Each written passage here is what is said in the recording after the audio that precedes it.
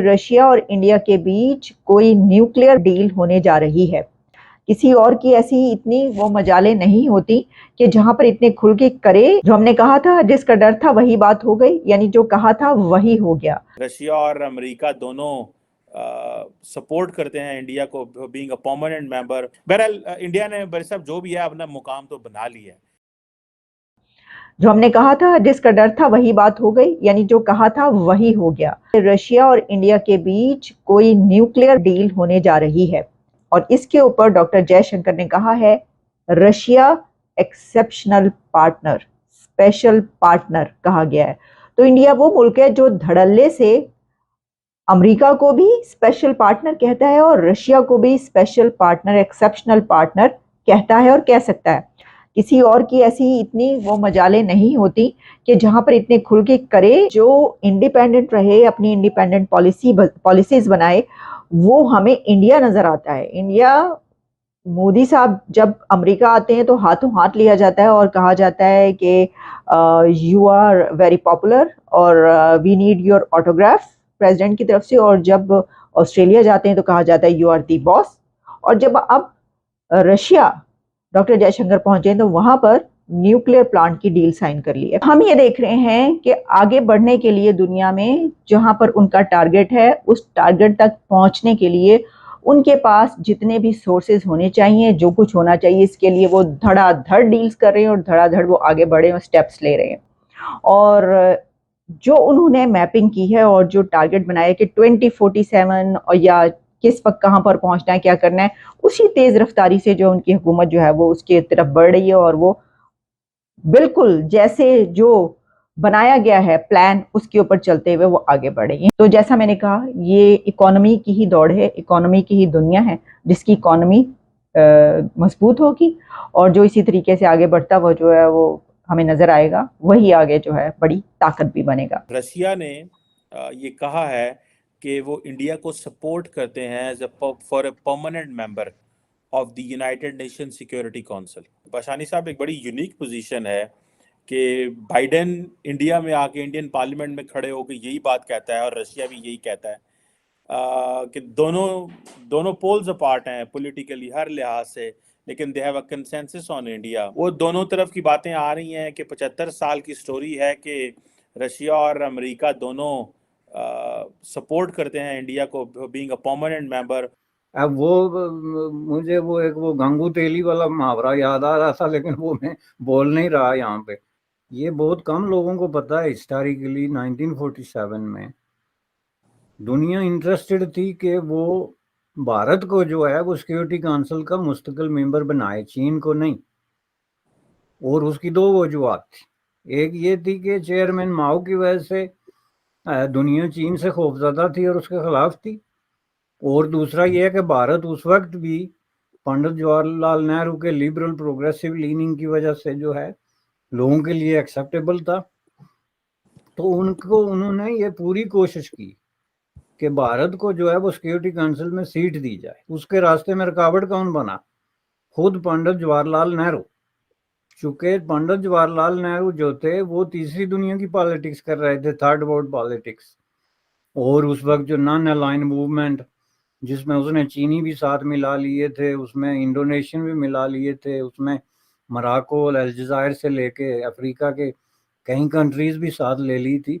तो उनकी पॉलिटिक्स थी कि जी ये दुनिया जो है एक जस्टिफाइएबल जो है वो जगह होनी चाहिए। तो उसमें उन्होंने कहा कि भाई ठीक है, आप हमें ऑफर कर रहे हैं, लेकिन ये हक चीन का बनता है, इसलिए हम उसकी सपोर्ट करेंगे।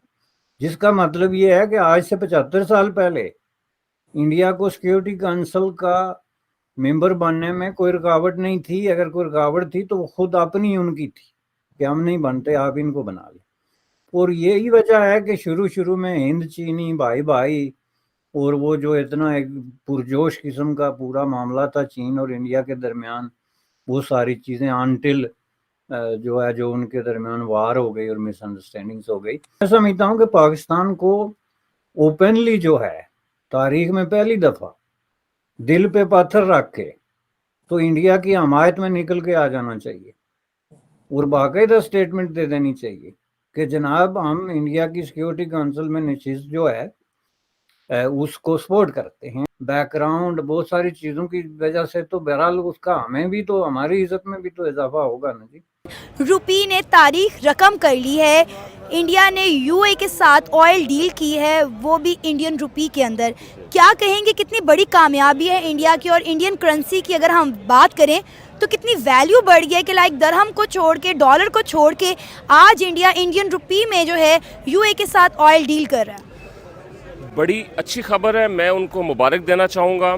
और हर मुल्क को अपने बेनिफिट्स को जो है वो सेफ गार्ड करना चाहिए, और वो लोग इकनॉमिकली बहुत अच्छा सेफ गार्ड कर रहे हैं। ऑयल डील भी उन्होंने किया, और उसके अलावा कतर में और भी मुल्कों में INR जो है वो ट्रेडेबल करेंसी के तौर पे यूज़ हो रहा है अभी। कतर एयरपोर्ट पे जाएं आप, उधर INR यूज़ कर सकते हैं। काफ़ी एयरलाइंस में आप INR को पे कर सकते हैं। और मैं उनको बल्कि हमें सीखना चाहिए उन लोगों से कि किस तरह हम लोग अपने इकोनॉमिक इंटरेस्ट सेफ गार्ड कर सकते हैं, और डिप्लोमेटिकली हम लोगों को दूसरे मुल्कों के साथ रिलेशंस कायम करने चाहिए, और अपनी करेंसी को फेवर करना चाहिए और उसमें डील करना चाहिए। अच्छा सर, हमने देखा है कि सिर्फ इंडियन रुपी नहीं, इंडियन लोगों की वैल्यू भी ऑल ओवर द वर्ल्ड बहुत ज़्यादा बढ़ती चली जा रही है। कुछ दिन पहले दुबई में इंडिया के प्राइम मिनिस्टर नरेंद्र मोदी ने अपना एक विज़िट किया, तो रात के वक्त दुबई के प्रिंस ने रात 2 बजे उनका बड़ा वार्म वेलकम किया, और उन्हें कहा, उन्हें फ्रेंडशिप बैंड पहनाया, और उन्हें कहा कि यूएई में रहने वाले इंडियंस जो हैं वो हमारी रिस्पॉन्सिबिलिटी हैं। तो आप देख रहे हैं कि एक मुस्लिम कंट्री जो है, जिसको हम कहते हैं काफिर मुल्क, इंडिया को पाकिस्तानी कहते हैं काफिर मुल्क, तो वहाँ के लोगों को कितना रिस्पेक्ट और रिगार्ड मिल रहा है। अगेन इकोनॉमिक इंटरेस्ट अगर आप अपने सेव करते हैं दुनिया में, और इकोनॉमिकली स्ट्रॉन्ग है, तो हर आदमी आपको और हर मुल्क आपको रिस्पेक्ट देगा। अगर आप इकोनॉमिकली वीक हैं, तो इवन अगर मुस्लिम ब्रदर कंट्री हम बोलते हैं, तो वो लोग आपको रिस्पेक्ट नहीं देंगे अगर आप खुद अपने रिस्पेक्ट नहीं करते। इस टाइम वेस्टर्न वर्ल्ड भी अपने आप को इंडिया से एफिलिएट करने की कोशिश कर रहे हैं as an alternative to China.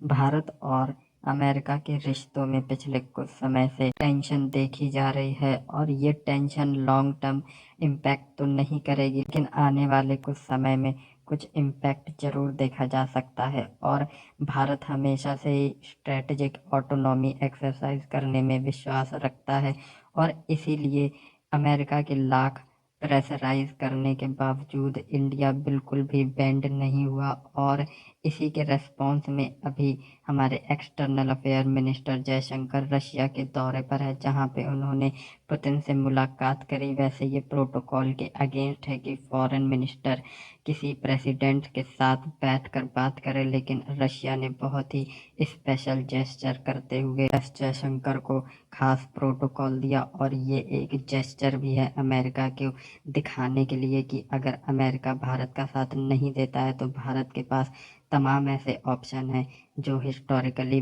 Bharat exercise करता आया है। और रशिया और भारत के जो रिलेशन है बहुत ही हिस्टोरिक हैं और बहुत ही मजबूत भी हैं। एक वक्त ऐसा भी था जब अमेरिका भारत पर हमला करने आया था, उस वक्त भी रशिया भारत के साथ खड़ा था, जो बताता है कि ये रिश्ते बहुत ही ज़्यादा मजबूत हैं और बहुत ही क्रूशल टाइम पर काम आते हैं। इस पर पाकिस्तानी मीडिया का कहना है कि एक तरफ जहां हमें कोई घास नहीं डाल रहा, वहीं दूसरी तरफ अमेरिका और रशिया दोनों लड़ रहे हैं भारत से अच्छे रिलेशंस बनाने के लिए, भारत को यूएन सिक्योरिटी काउंसिल में परमानेंट सीट दिलाने के लिए। और भारत ने अपना एक मुकाम बना लिया है जो हम नहीं कर पाए।